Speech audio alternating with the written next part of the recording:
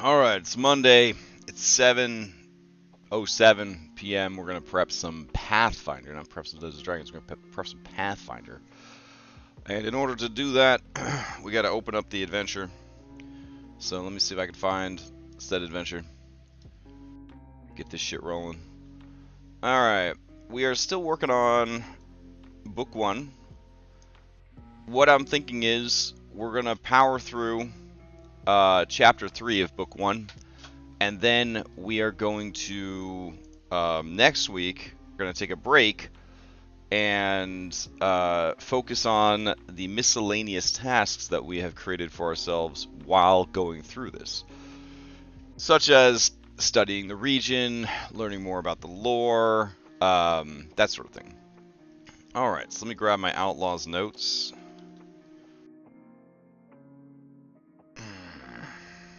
Alright. So let's see. Format. View. There we go. Fit. Okay. Alright. Well, we know the player rosters for each game. We have increased them to 5 per game at the recommendation of some other Pathfinder DMs that I have talked to. My experience as a player is I don't mind there being 4 players, but I feel like I'd have a bit more build freedom if I had a 5th person to sort of cover some of the shit. I very frequently feel like Noma Mile has to take stuff that I don't really want to take just to make sure that somebody in the party has it covered. The game's not as forgiving about a lack of coverage as 5e can be kind of done up. Alright, so we're outlining Book 1. That's what we're working on right now. And when we last left off of punks in a powder keg, they start their investigation of the powder keg punks at 3rd level, which is Chapter 3, which is where we're, picking up on our notes. Chapter 3, Turn the Screws. Alrighty. So, where's Turn the Screws? There we go. Turn the Screws. Chapter 3. Alright, Gattle B is safe. Muglin has been robbed of a valuable formula, one in which he invested quite a lot, and the heat from the gold tank reserve job has finally died down. Time to celebrate, or is it? The characters know Deputy Lovelace hired the Clearwater Cleaners, and since Lovelace works for Ambrose Muglin, that means hiring them was his play. What remains a mystery, however, is who hired the powder keg punks. Are there other powers involved in this? If so, who are they, and how much do they know? Before the characters can consider Gattleby and the Pyronite formula truly safe, they need to figure out who's responsible for tipping off the punks.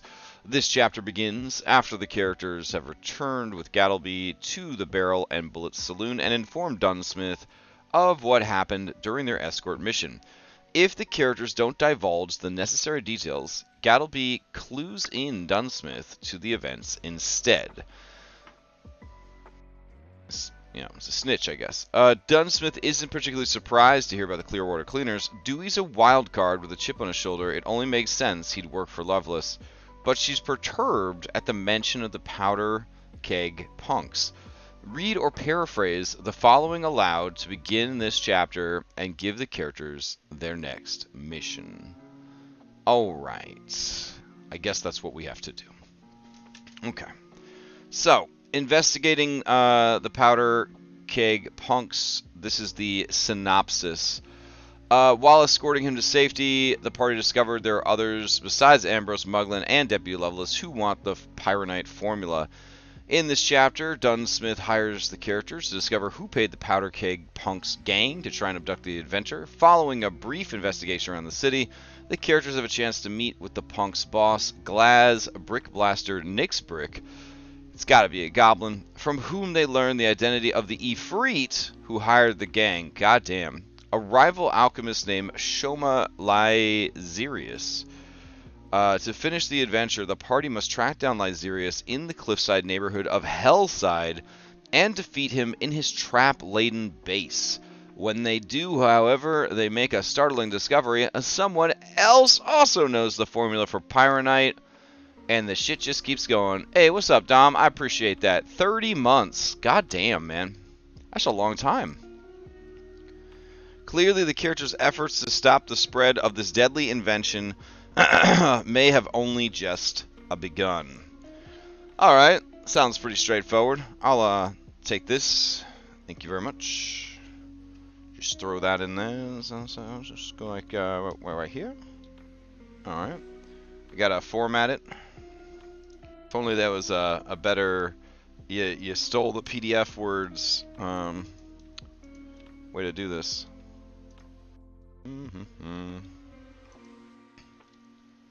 Alright.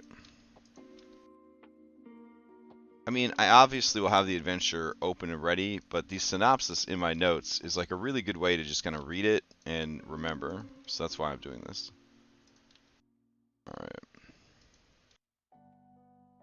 Okay.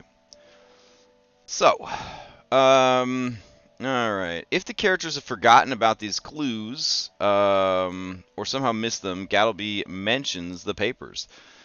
Didn't take these criminals for reading types, but they carried some scratched paper. Maybe they write poetry when they're not mixing second-rate black powder.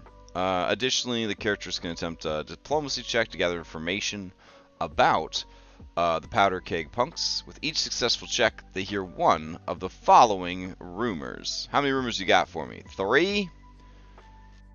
3 rumors. Okay.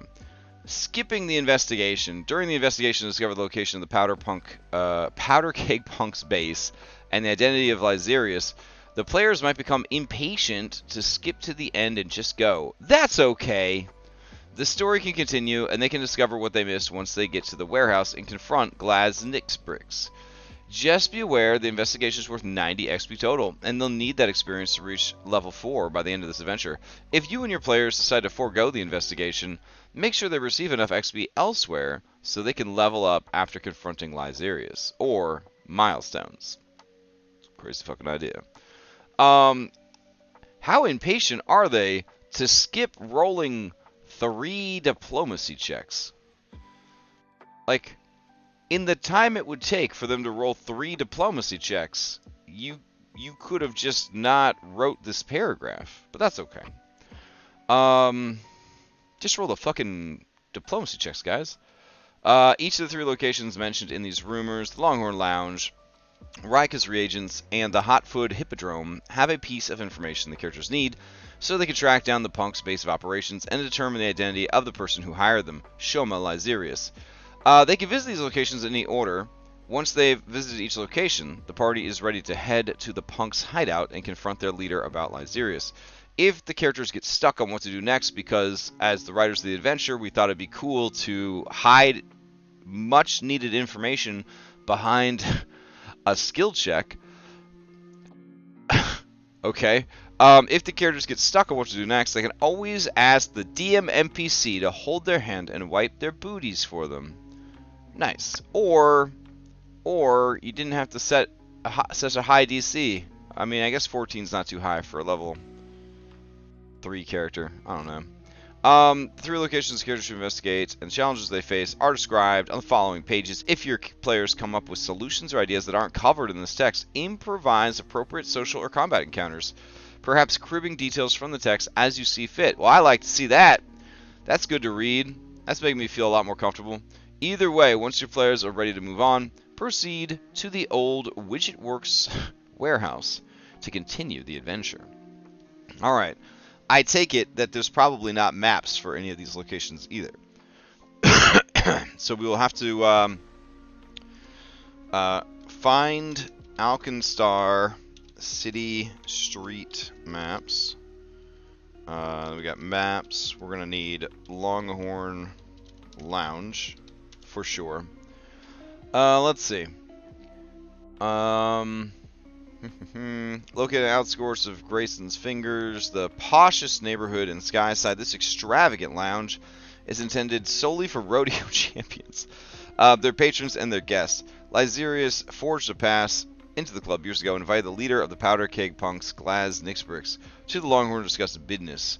The alchemist asked his guests to wear formal attire, so Glaz arrived in his finest clockwork armor, which happened to be his only clockwork armor, and was thus heavily soiled. Though the two were able to come to an agreement on kidnapping Gattleby, Glaz and his attendant goons were asked to leave after the staff saw them sprinkling black powder into other patrons' drinks. The next day, Longhorn managed to suspend... the Longhorn management suspended Lyserius' membership. Damn, bro. The cost of business, they might say. The cost of business. If at least half the characters are wearing fine or high-fashioned clothing when they arrive, they get a +1 circumstance bonus to every skill check they make in the club. If all the characters are wearing such clothing, the circumstance bonus increases to a +2. I like that a lot. I like that a lot. Since only members and their guests are allowed entry into the Longhorn Lounge, the characters will need to think of a clever way to get in. The following are some potential methods, although allow your players to come up with their own bullshit as well. A character can request a standing member to bring them as guests. Oh, that's probably the most legal way. A character can attempt a DC 18 deception check to impersonate an existing member, assuming they know one. A character to forge a membership pass with a successful 18 crafting or side check. A character can attempt a DC 20 stealth or thievery check. If any member of the party has the dandy dedication archetype feat, their sheer command of etiquette is enough to get them through the door. Auto access with a feat, that's pretty cool. Finally, a character can simply earn membership to the lounge fair and square by entering one of the weekly rodeo competitions and succeeding at a DC 20 athletics or nature check. It seems like it's kind of easy to get into this club, I'm going to be honest. Okay. Alright. I know we said we weren't going to modify the adventure, but hear me out. Okay. Potential side quest. Dino Rodeo. Just throwing that out there. I'm just throwing it out there. Alright.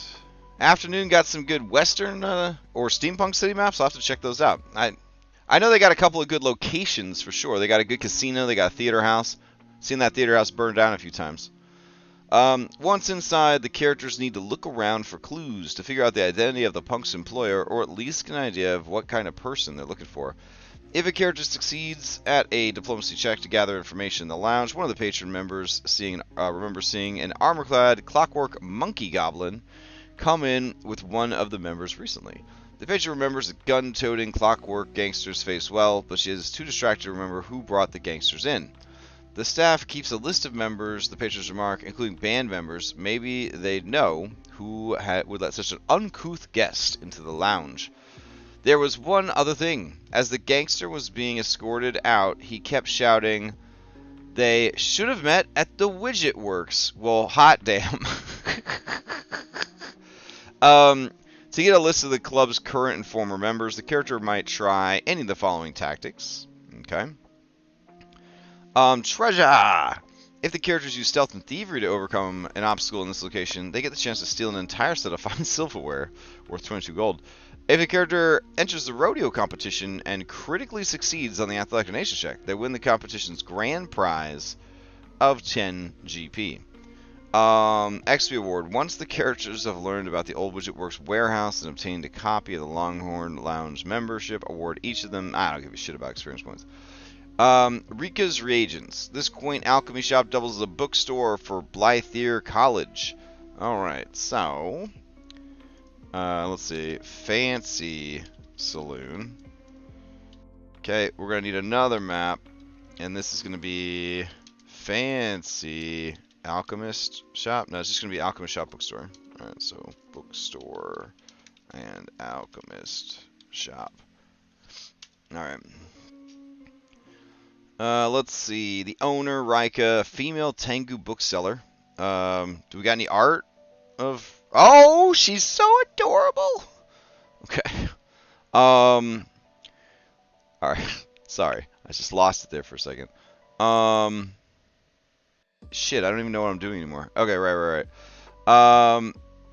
If they show the membership list from long, she recognizes only one name on this, Shoma Lyserius.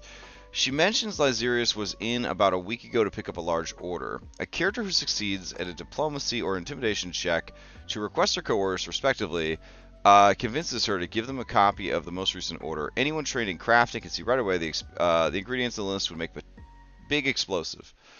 Gattleby can point this out as well if no one has them skills. If the characters ask Rika about the powder keg punks, she gets right tizzy. She complains, "Those hoodlums were here about a week ago, loitering outside in lanterns on fire. A couple of them came in here and purchased some alchemical fire, and then threw it right in the middle of the street, just out there. Almost burned the neighborhood down." Perfect. Good location. Good scene.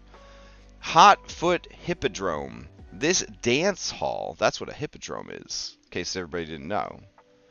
I didn't know.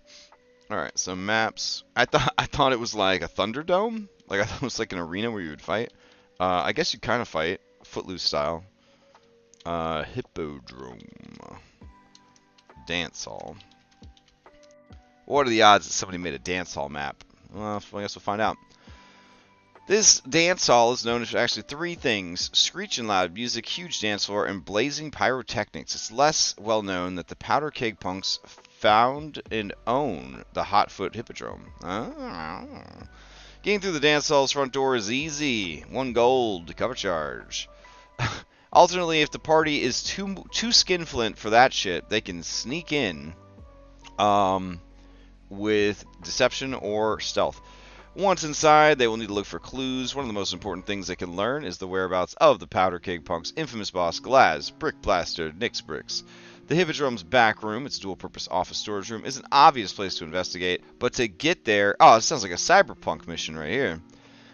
Each character in the party can attempt a single check to somehow get across the dance floor unnoticed. Once they've blended in with the crowd of revelers, they must figure out a way to get into the back room. More skill challenges. Bar brawl. If the characters fail to blend in with the dance hall's patrons or fail to get into the back room, they draw the attention of the Powder Keg Punk bouncers working at the Hippodrome that night. The bouncers aren't coordinated. A wayward punch hits a patron before anyone can react. The entire dance hall has descended into a good old-fashioned brawl. You can run this scene as a combat encounter or abstract it. To abstract the brawl, ask each player to describe what the character is doing to win the non-lethal brawl, and then have them roll the appropriate attack roll or skill check. On a success, the character earns... Oh, Jesus fucking Christ. On a success, the character earns 1 brawl point. After a character is acted, the bouncer acts against the character. The character must attempt a DC 18 fort, reflex, or wisdom save as the bouncer pushes them, throws a chair at them, or taunts them respectively. If the character succeeds at the saving throw, they earn a brawl point. After each party member has acted once and made 1 saving throw, the brawl is over. Inevitably, the characters win, but not before taking their fair share of punches. Characters with 2 brawl points take no damage. Characters with 1 brawl point take 3d6 non-lethal damage. And characters with 0 brawl points take 6d6 non-lethal. That's a pretty cool way to do a skill challenge. Okay. Okay. Once the brawl is over, the punks have no fight left in them and flee, letting the party have access to the back room. I like that. I think we'll try to run that as an encounter. That sounds pretty fun. The back room. This small room is a little more than a worn-down office, scuffed desk, and ragged couch included. A character who searches the room finds a months-old note from one of the punks to the Hippodrome's manager. The note mentions the punks were moving their base of operations to the old Widget Works warehouse. Ka-ching. Alright, so now we're over at the old Widgets warehouse, which I'm sure there is a map for. There's got to be a map for it. I'm going to just trust in God and Jesus and all them other people that it's covered. Alright, let's see what we got.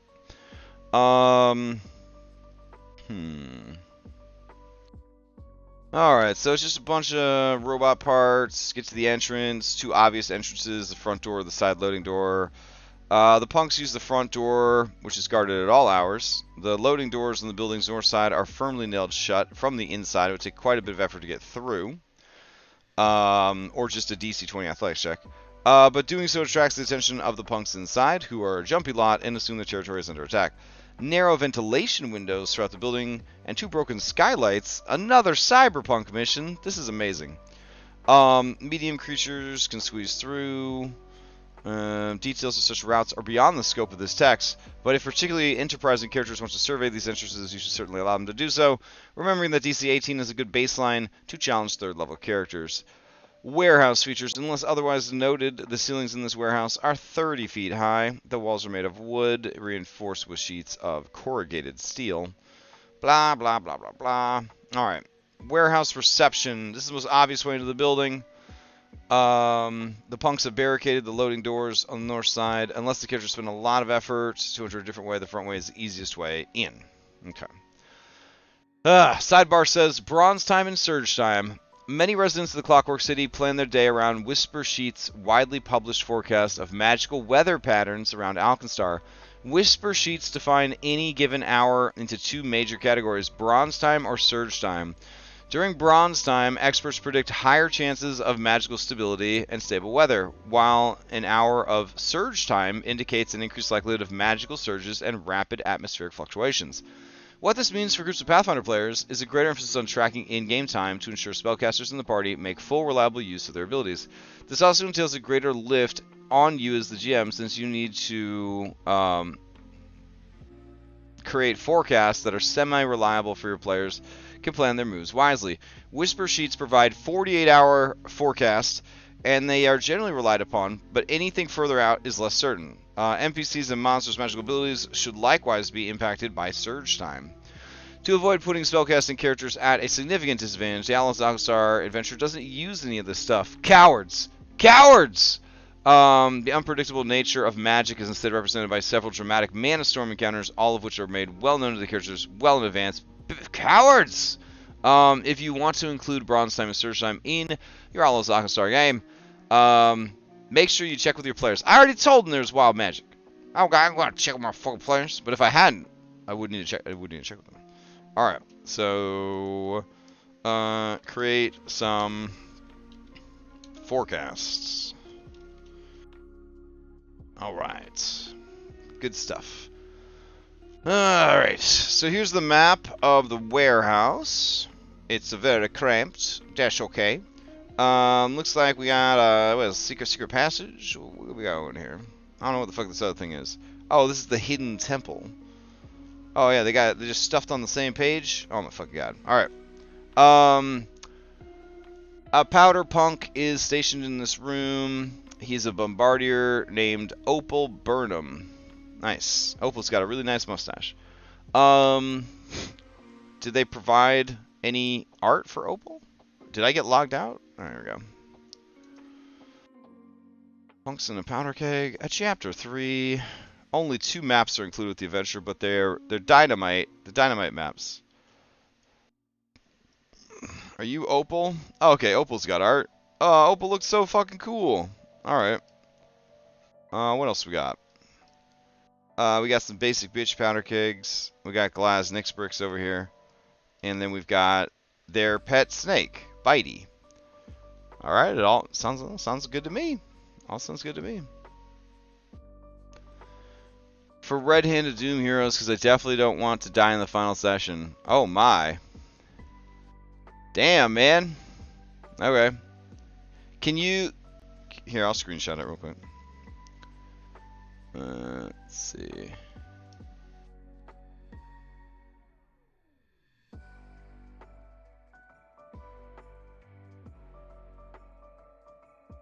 Oh man. Alright. I'll post this in the chat.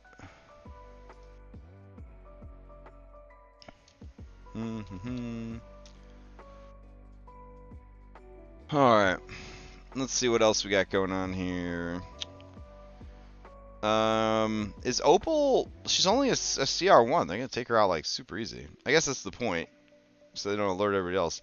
Spacious warehouse has been cleared of most shelving units and storage niches, pushing all the barrels, crates, and debris to the corners of the room, safe for 10 foot, blah, blah, blah. Let's see. How come this, we don't have any miniature art with this son of a bitch right here? I want this guy to have a miniature. They're all like this little elf, gnome situation. I want this guy to have something. Okay. So, we'll add that to our notes. More powder punk art on page 53 to vary the tokens a bit. There we go. Alright. So up on the catwalk, Glass Brickbuster Nix Bricks often sits on his clockwork throne, dreaming up his next schemes. Good for him. They could try to negotiate with him. What kind of questions will they ask him? What do you think he's gonna say? Look at how cool this guy is. He's very cool. You could ask him even more questions. What are some questions you might ask him? Here's some more answers. And then for just over here, we got a giant snake. Okay. This portion where I'll sell too. So I feel like, hear me out. I feel like the snake probably gets called in for the fight, right? Like when he's in danger, when it's not going his way, he calls out this moderate encounter snake. Oh shit. Yeah, he's a 5th level creature. That's pretty good. All right. Let's see. So after they get done with all that, they have to head over to Hellside. All right. So let's tab these guys in. There we go. All right. So Hellside, Hotfoot through Hellside. Okay. Alright, Hellside Cliffs directly across from the Screw, a giant crane capable of raising and lowering ships up and down the 500-foot tall Alkenstar waterfall. Hellside started as a shantytown full of merchants to go trade ships, blah blah blah. The Screw made it all possible. In the past decade, the Church of Abadar has attempted to legitimize the business here by carving huge statues of Abadar's aspects into the cliffside with a temple, shops, and apartments beyond. Alright, let's look it up. Pathfinder 2E. Who is Abadar? Abadar? Alright. Abadar is the master of the first vault. Abadar is worshipped as the god of cities, law, merchants, and wealth.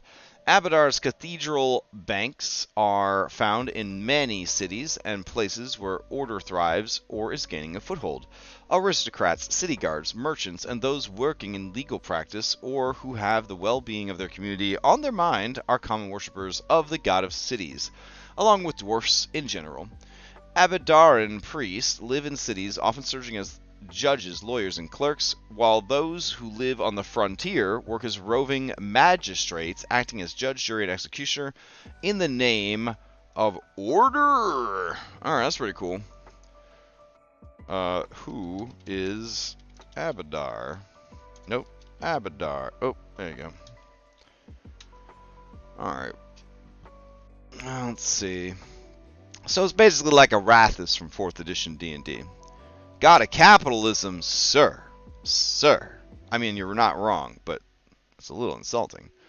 Let's see. Unexpected company. As the characters descend one of the many stairways to Hellside, a vile Agash div. Alright. What the fuck is an Agash div? I feel like I'm in a whole nother world. Pathfinder 2E. Alright.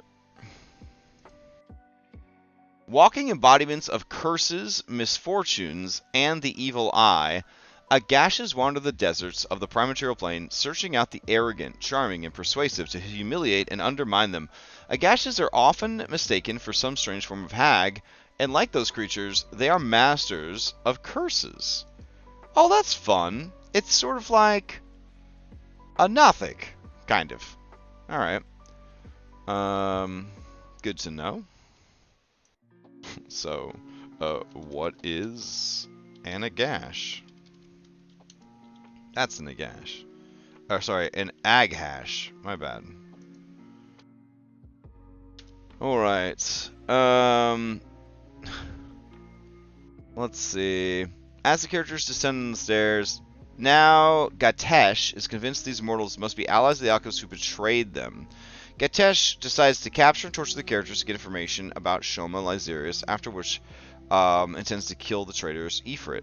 Reasoning with the evil, irate div doesn't work under any circumstance. Do you hear that? It doesn't work under any circumstance. That's what the adventure fucking says.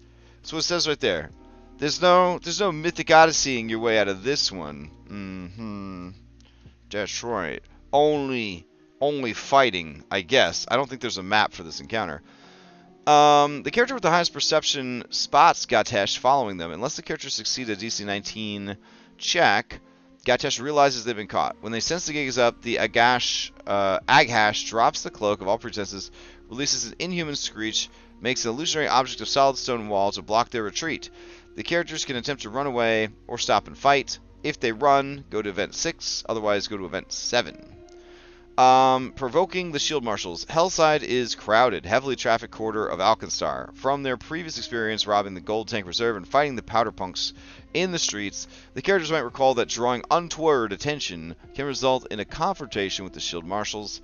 Most Shield Marshals recognize the characters on sight as wanted fugitives, and some of the Lawbringers are on the payroll of the nefarious Deputy Lovelace. If the characters are having an especially easy time, ever, just ever, consider having 2 or more low-ranking Shield Marshals just show up. Use the following stat block to represent one of the lowest ranking of the Shield Marshals, called a Gun Marshal. There's a little baby. Wow, even their babies are level 2. God damn. Okay.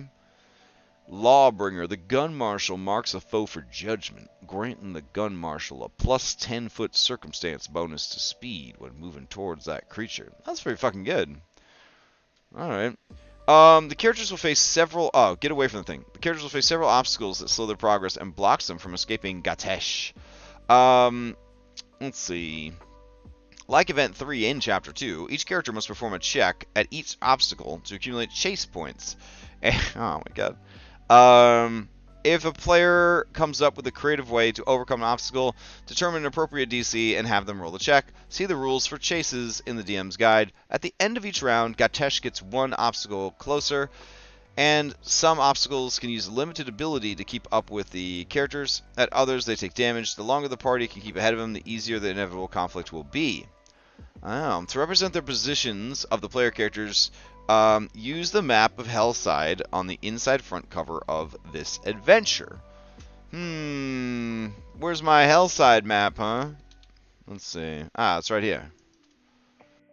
Oh, that's cute. It's like some fucking Donkey Kong shit. Oh my god. Play some Benny Hill music while they're running around. Oh man, it's gonna be good stuff. Good stuff as they run away from the Desert Nothic. Alright. It's just ridiculous. Throw a fucking... I feel like I just need a fucking gorilla on here. Just a big-ass fucking gorilla. Hold on. Ape? We got a giant ape? Is that a thing in Pathfinder? Giant ape? Giant viper? Giant jellyfish? Giant, is it maybe called a giant gorilla? Aw. We should probably get back to prepping the adventure. You guys don't have a giant ape? Unreal. Whatever. Okay. Let's see. Illusionary wall, crowd of gawkers, swinging crane. This is a long chase scene. Street performers, wet and slippery stairs, carnival goers. Should we add some? We should probably add some. Let's add some chase scene stuff. Add more chase scene stuff. LOL. Lady with a baby carriage. 2 guys carrying a huge piece of glass. Someone using a dolly to transport a priceless statue of the Duchess.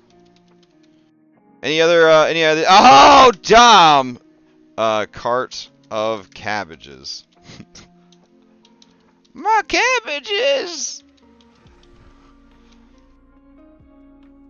Beautiful. Beautiful! Alright. Let's see. Ending the chase. Chase ends whenever Gatesh reaches the same obstacle as the characters, or after the characters overcome all of the obstacles. Well, we just added 4 more, so I don't think that's gonna happen. He. If all the characters... guy on scaffolding, if it falls, he calls out my leg. Oh, man. Okay. Oh, wait. What if we had scaffolding... acrobatics, where crit success, you skip the next obstacle. And then a crit failure, you get flung back to previous, repeat previous obstacle. That sounds beautiful. Alright, we'll just come up with these all day, so we gotta move on. Anyways, here's the fight. I see you... Oh my goodness. Unless the characters fight Gatesh immediately, wherever the div catches up to the characters during event 6 is where the event happens. So we will need scaffolding map.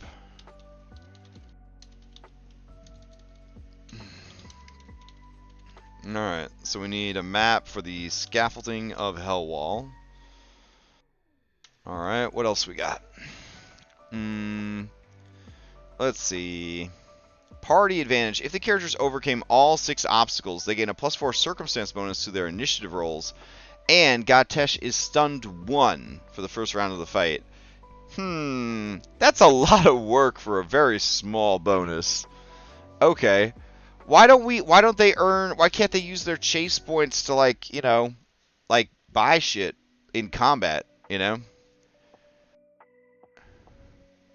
A cabbage leshy with a cart of stuffed animal humans? Alright, I'll add it. Okay. Leshy cabbage merchant selling plushies of a small, bald child monk. And a flying buffalo. There you go. And he shouts, "My plushies!" There we go. The universe is restored. Okay. Scaffolding of Hellwall map for the fight. Let's see. The vengeful Agash div made a pact with Lyserius to destroy Vashan's laboratory in exchange for a rare art piece Lyserius promised the div they could destroy. The Agash mistakenly destroyed the lab of Professor Vashon Atweather, a teacher at Blythe College, instead of the alchemist Vashan Galli's lab, but Gatesh insists Lyserius wasn't specific enough. Lyserius is refusing payment, though he never had it to begin with, and has been attempting to hide from the div. Gatesh is sure they telepathically heard Lyserius' name from one of the characters and intends to torture the information out of them to find out where he is. If given the address, Gatesh intends to maim and ultimately kill the characters anyways, for having the audacity to be adventurers. As Gatesh swipes to the party with wicked claws, the div telepathically demands the characters reveal everything they know about Shoma Lyserius, the traitorous genie spawn. Alright, so Gatesh is a level 4 creature, and apparently he's pretty cool. If he's defeated, he disappears from the material plane, like outsiders are supposed to do. The Hidden Temple. A few years ago, Shoma Lyserius was looking for a secret to change your fate, a popular expression that carries the weight of legend in some Ifrit circles around Eastern Garun. Following a series of mysterious coincidences he mistook as divine signs, Lyserius accidentally tracked down a now defunct cult of Norgorber. Alright, who the fuck is Norgorber? Alright. Who the fuck is Norgorber? Getting real tired of your bullshit, Pathfinder. No, I mean, your lore is deep. It runs deep. Alright. Norgorber, the Black Fingers, the Father Skinsaw, the Grey Master, the Reaper of Reputation. Norgorber is the most mysterious of the Ascended, a group of mortals who assumed godhood after passing the test of the Starstone. Unlike Lomedes and Caden Kalen's mortal existences, Norgorber's life before his ascension is a mystery. The god himself has shrouded details of his mortal life in secrecy. This is no surprise to those familiar with Norgorber. He is the master... So this is Vecna. Got it. He is the master of all secrets, a calculating manipulator who cleverly and ruthlessly wields the power of hidden knowledge to achieve. So it's Vecna. Only his most trusted worshippers know enough about his goals to assist the god in his plans, and even those worshippers often have memories modified after their parts in the schemes are complete. So it's Vecna. Got it. Alright, Vecna. Cool. Alright. It's Vecna. Alright. These signs led Lyserius to a humble apartment available for rent at the bottom tier of Hillside, only a few hundred feet above the river, so he moved in. It didn't take him long to discover a secret door at the back of the apartment that led to a hidden temple. Oh man, that's awesome. He cleaned out the hidden temple and made his own fortress, and he filled it with traps. Alright, so there's a repeater crossbow trap, and he's got a false bedroom. He's got a living area. He's got a secret alchemy lab. Ooh.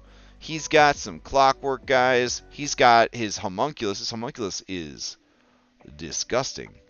Treasure. A wealth of alchemical equipment is stored in this room, including an expanded alchemist lab and construction building tools. Nice. Then there's his real bedroom, but that also has a trap. It's a subduing gas chamber. Aw, he doesn't want to kill you. He just wants to subdue you. He's got a summoning chamber. That's probably not good. He's got something called Elite Iotans. Alright, what is an Elite Iotan? We got a waffle iron. It's probably not what we're looking for. What if they're just regular Iotans? Alright. Iotans. Periodically, stray thoughts colliding in the astral plane become entangled, forming a knot of rudimentary intellect known as Iotans. Or Iotans. Iotan sounds a little bit better. These beings lack the willpower to manifest physical bodies, much less the self-awareness and vision to know what form. I love all of the monsters in this game so much. I want to collect them all like fucking Pokemon. Instead, they manifest as ghostly, cloud-like wisps, each intermittently forming ephemeral features like alien eyes, unspeaking mouths, and shimmering symbols as Iotans instinctively process their surroundings. Left alone, they might drift for ages amidst the silver seas. Oh, that's really cool. Okay. Anyways, lots of these things are coming through a rift. You might want to close it. That's your business. Temple of Not Vecna. Inside this temple, there's Lyserium. Shoma Lyserius has been attempting to replicate Gadabree's Pyronite without success. He's been able to condense the common alchemist fire formula, but it remains an unstable liquid state. A bottle of Lyserium is alchemist fire, except it has negligible bulk, explodes in green flame, and is worth twice as much. And apparently there's a shitload of it, so that's going to be fun. Oof, that boy looking rough. Okay. Not what I pictured, but that's okay. If he's reduced to fewer than 30 hit points, he throws a bomb at the tanks, hoping to burn everyone to death, but not him, because he's immune to fire, I hope. Maybe he wants to kill himself, I don't know. Let's see. Lyserium bottles trap. Questioning him. If you manage to take him alive and you question him, here's some of the questions they might ask, and some of the answers he might have. And that's when you find out that he already sold the formula, and it's going to be even crazier in the next book. Ding ding, level 4. And we're done. Woo! Nice. Nice. Alright. I like it. Whether the characters released Lyserius, turning him over to the Shield Marshals, or given to Dunsmith to deal with, they successfully defuse the matter at hand, only to uncover other more desperate situation. Someone has apparently already reverse engineered the formula for Pyronite based solely on Gadabree's exhibition. Worse, it's a total mystery who the copycat person is. Oh no! Another investigation! As agreed, Dunsmith pays the characters 70 gold each. Boy, that would be nice. To go after him, blah, blah, blah, and then this. Okay. Wow. Well, we finished prep a lot faster than I thought. And that's okay, because I had some other stuff I had to do tonight anyways. Cool. Alright, so with that out of the way, the first book out of the way, things that we might want to do the next time we sit down to prep is to go back over everything again. And we have read the book, we have outlined the book. We're going to go through and look at the miscellaneous stuff. We're going to make ourselves an NPC guide. We're going to look up our characters and their backstories. And we're going to just kind of work on all that stuff and figure out what to do next. So yeah, pretty exciting. Alright, Pathfinder Abomination Vaults tomorrow, and Cyberpunk Red tomorrow. We're going to play some Dragon's Dogma on Wednesday, Curse of Strahd Thursday, maybe do a vodcast on Friday. Lots of stuff going on. Finale for Red Hand Doom on Saturday. So, maybe I'll see you then. Otherwise, I will see you next time.